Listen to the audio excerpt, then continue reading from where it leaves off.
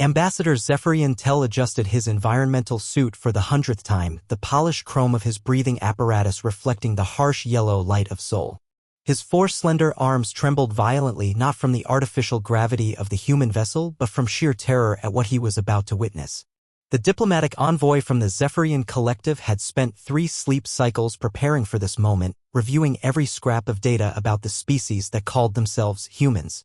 Ambassador, Captain Sarah Chen's voice crackled through the universal translator, carrying an unsettling warmth that made Tell's carapace bristle. Welcome aboard the USS Endeavour. We're honored to host the first formal diplomatic mission to Earth. Tell's compound eyes focused on the human female standing before him. She wore no environmental protection whatsoever, breathing the ship's atmosphere as if it weren't a cocktail of nitrogen, oxygen, and trace gases that would be considered mildly toxic on most civilized worlds. Her skin, that terrifying organic covering of pink-brown flesh, was completely exposed to radiation levels that would slowly cook a Zephyrian over the course of hours. Most disturbing of all, she appeared completely comfortable. Relaxed. Happy even. Captain Chin Tell managed through his voice sac, which was quivering like a leaf in a plasma storm. I must ask, your homeworld. The preliminary scans transmitted by our long-range scouts show it's classified as a Class 12 death world by the Galactic Habitability Index, the highest threat rating possible.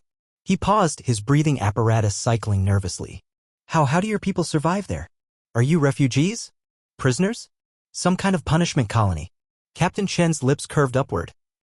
An expression that revealed her sharp, white teeth in what Tell's xenobiology training warned him was either a threat display or, more improbably, a sign of amusement. The sight made his atmospheric suit automatically increase filtration levels. Survive, Captain Chun said, that predatory grin widening. Ambassador, we don't just survive on Earth. We thrive there. We love it there. The ambassador's atmospheric suit began displaying urgent warnings as his stress hormones spiked to dangerous levels. Class 12. The worst possible rating in the galaxy's habitability classification system. Only 3 other worlds in known space held such a designation, and they were all quarantined nightmare realms where even the most advanced civilizations with the best technology feared to tread. Worlds where the very atmosphere was hostile to life, where the weather patterns could obliterate cities, where the native life forms had evolved into living weapons. And humans called such a place home. Perhaps, Captain Chin continued, her tone carrying what Tell was beginning to recognize as barely contained enthusiasm, you'd like to see for yourself why we chose to stay? The shuttle Icarus pierced Earth's atmosphere like a falling star, and Ambassador Tell watched in mounting horror as the planetary surface revealed itself through the reinforced viewports. His species, the Zephyrians, had inhabited 17 different worlds across their empire's expansion over the course of 3 millennia, all of them carefully selected for their gentle climates, stable ecosystems, and predictable weather patterns. Their homeworld of Zephyr Prime was a paradise of controlled environments where the temperature never varied more than half a degree across the entire planetary surface. This was chaos incarnate. Those white formations, Tell whispered, pointing with a trembling appendage at massive cloud systems that seemed to writhe and twist with malevolent energy, are those frozen atmospheric moisture falling from the sky? Snow, confirmed Lieutenant Rodriguez from the pilot's seat, his voice carrying the casual tone of someone discussing the weather rather than describing what appeared to be a planetary-scale catastrophe in progress. Though this is nothing, Ambassador. You should see Antarctica in winter, or Siberia during a blizzard, or northern Canada during ice storm season. Actually, about 40% of our planet gets snow like this regularly for several months each year. Tell's translator struggled with the concept of voluntary habitation in such conditions.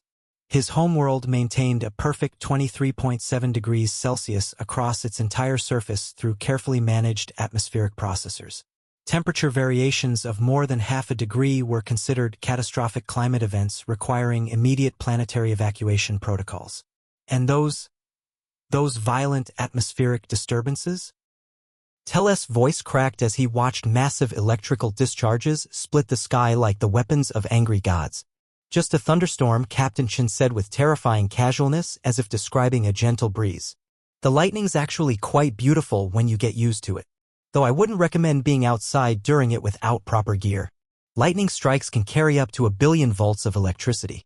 The Zephyrian's biomonitors screamed emergency warnings as he witnessed electrical discharges that carried the destructive power of small nuclear weapons crackling across the sky with casual frequency. On Zephyr Prime, a static electricity buildup of more than a few microvolts was cause for immediate planetary evacuation and emergency atmospheric rebalancing. Dear Cosmic Void, Tel breathed, watching as the storm systems moved across the landscape with the fury of living entities. And humans live beneath these weapons of atmospheric warfare? Live beneath them? Captain Chun laughed, a sound that made Tel's carapace rattle with involuntary terror. Ambassador, we play in them. Human children often run outside during thunderstorms just for the fun of it. We call it dancing in the rain.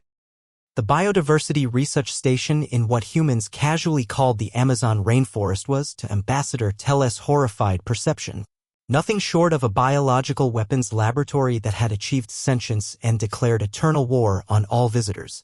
The very air itself seemed alive with malevolent intent, thick with humidity that made his environmental suit work overtime and filled with microscopic threats that his sensors couldn't even begin to categorize.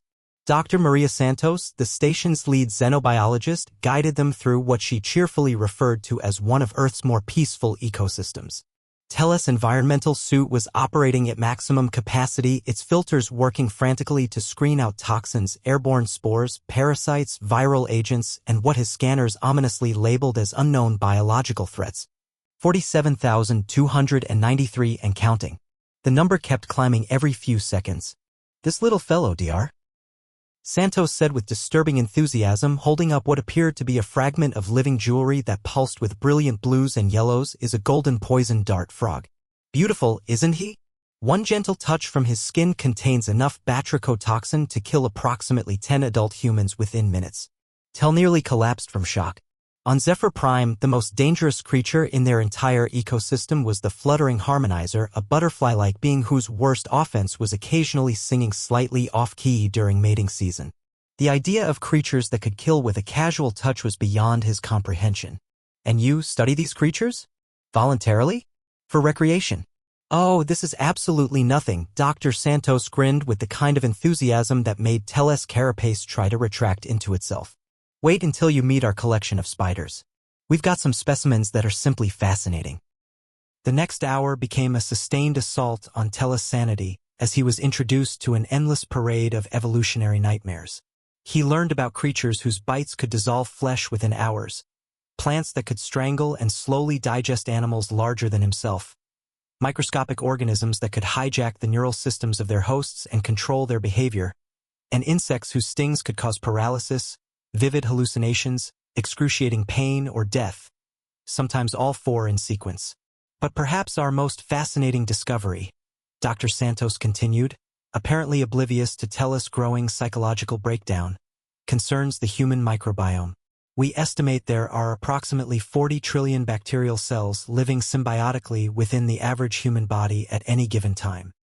Tel's environmental suit immediately initiated emergency decontamination protocols, flooding his breathing chamber with sterilizing agents. You're telling me that you're infested with trillions of alien microorganisms?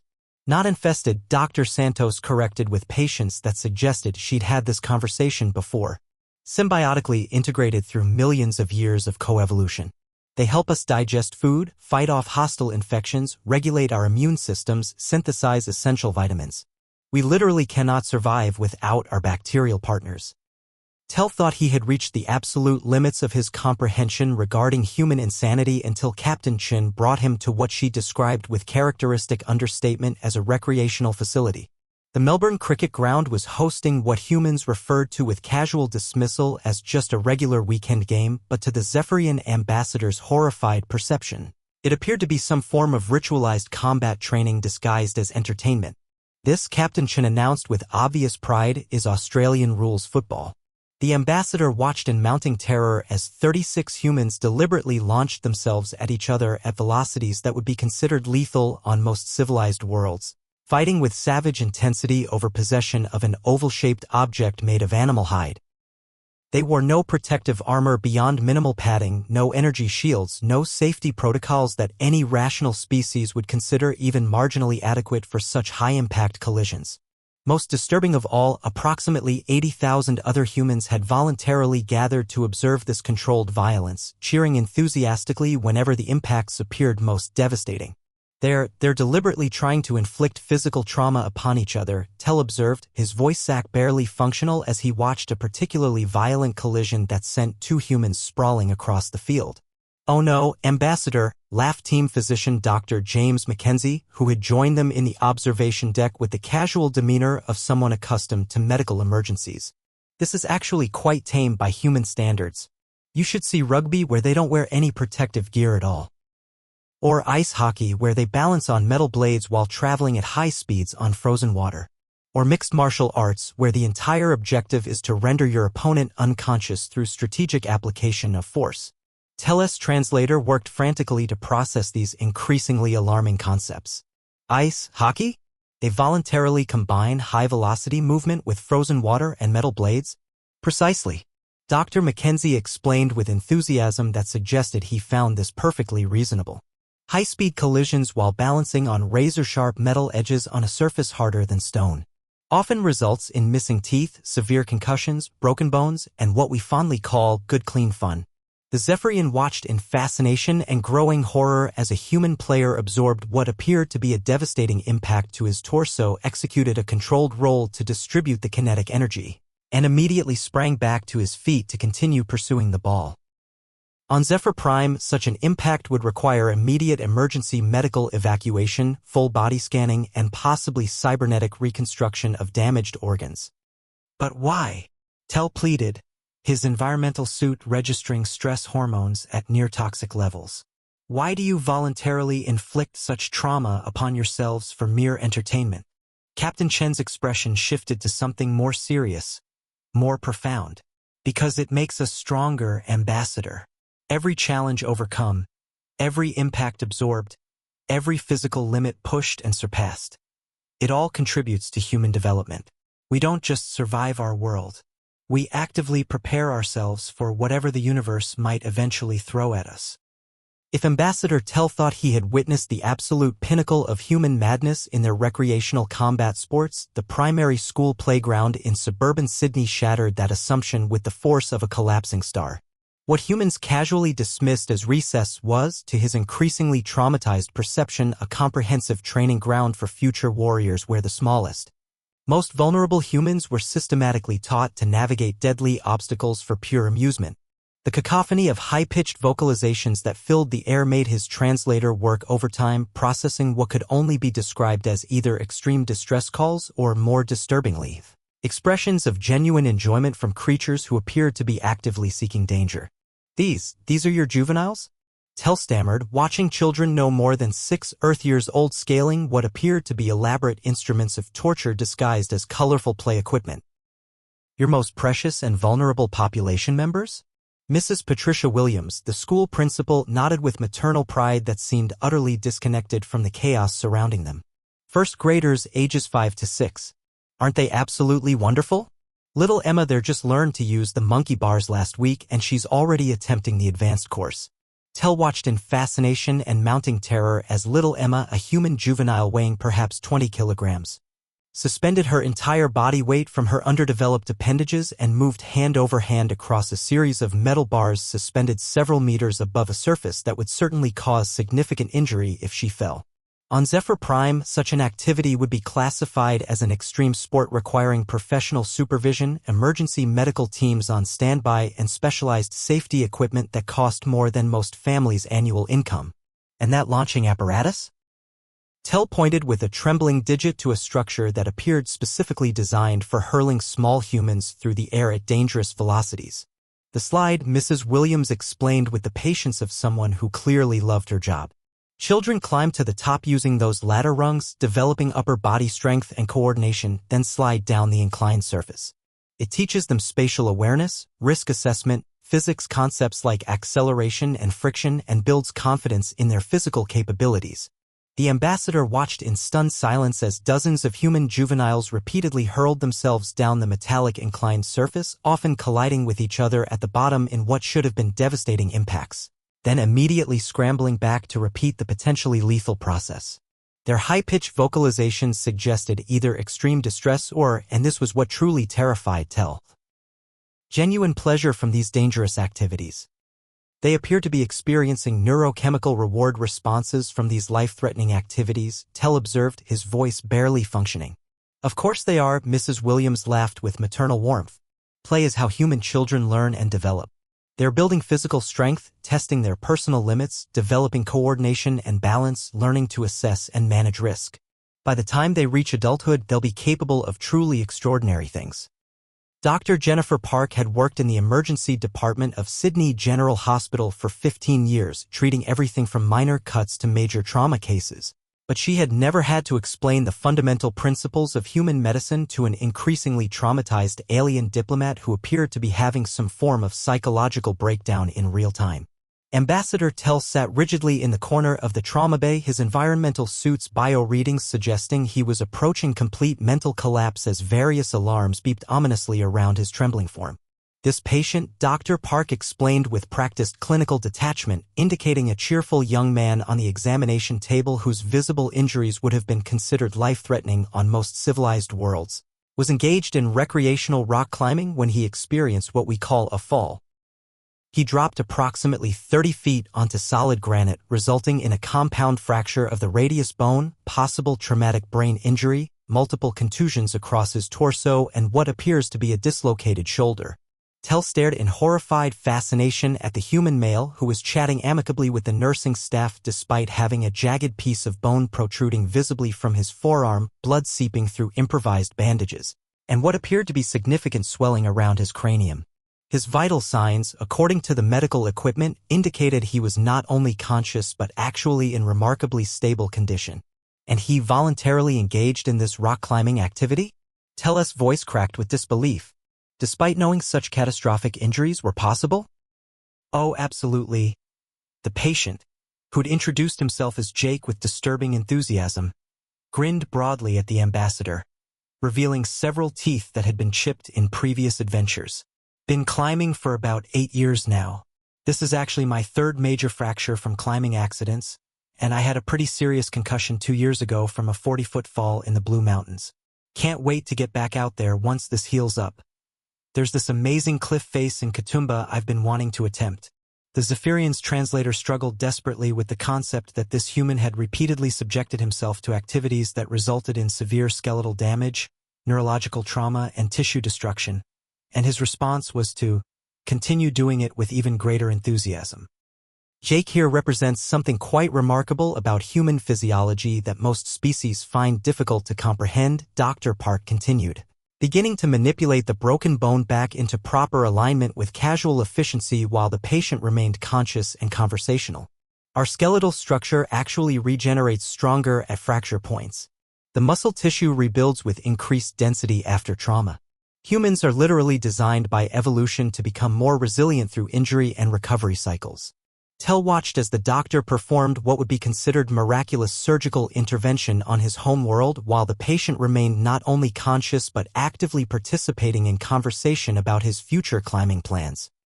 The observation deck of the USS Endeavour provided a spectacular panoramic view of Earth as it rotated majestically below them, displaying the full scope and terrible beauty of humanity's homeworld in all its deadly glory.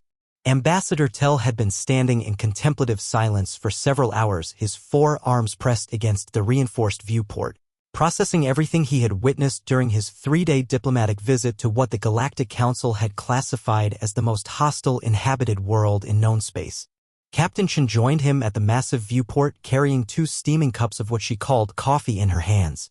The dark liquid was, according to his suit's chemical analysis scanners, mildly toxic to most known species and contained a psychoactive stimulant that would be classified as a controlled substance requiring special permits on most civilized worlds. Yet humans consumed it daily, often multiple times, apparently for pleasure. Penny for your thoughts, Ambassador? Captain Chen offered, extending one of the cups toward him. Tell accepted the beverage with careful precision, noting that humans routinely consumed mild toxins for recreational purposes as readily as they threw themselves off vertical cliff faces for entertainment. He took a tentative sip through his suit's intake valve, surprised to find that the bitter stimulant actually improved his cognitive clarity despite its potentially harmful chemical composition. Captain Chin, he began slowly, his voice sack finally stable after hours of contemplation. I came to your system to understand why humans choose to inhabit what we classify as an uninhabitable death world. I believed your species was trapped here, perhaps lacking the advanced technology necessary to escape to somewhere more suitable for biological life. I assumed you were prisoners of circumstance or perhaps refugees from some greater catastrophe. And now? Captain Chen asked, her tone gentle but curious. The Zephyrian gazed down at the swirling storm systems, active volcanic regions, and massive oceanic disturbances that marked Earth's ever-changing surface like battle scars on a warrior's carapace. Now I realize I was asking fundamentally the wrong question from the very beginning. You don't live on a death world despite its countless dangers and constant threats. You live here because of them. Captain Chun smiled, that expression Tell had learned to interpret as genuine warmth rather than a predatory threat display. Please, continue. Every challenge your planet presents to biological life, you've systematically transformed into an opportunity for evolutionary advancement and species development. Your children engage with equipment that would terrify adult Zephyrians because it teaches them physical strength and risk assessment. Your adults voluntarily participate in activities that risk serious injury because overcoming that risk makes them more capable of surviving future challenges. Your entire species has turned the fundamental struggle for survival into a sophisticated art form. Tell took another careful sip of the stimulating beverage, noting how the caffeine actually enhanced his analytical capabilities. You don't just survive Earth's hostility. Earth's constant challenges forged you into something extraordinary. As the USS Endeavour prepared for the journey back to Zephyr Prime, Ambassador Tell began composing his report. It would take him months to adequately convey what he'd witnessed. But one thing was certain. The galaxy would never be the same once humanity joined the interstellar community. After all, they were the species that looked at the most dangerous planet in known space and called it home.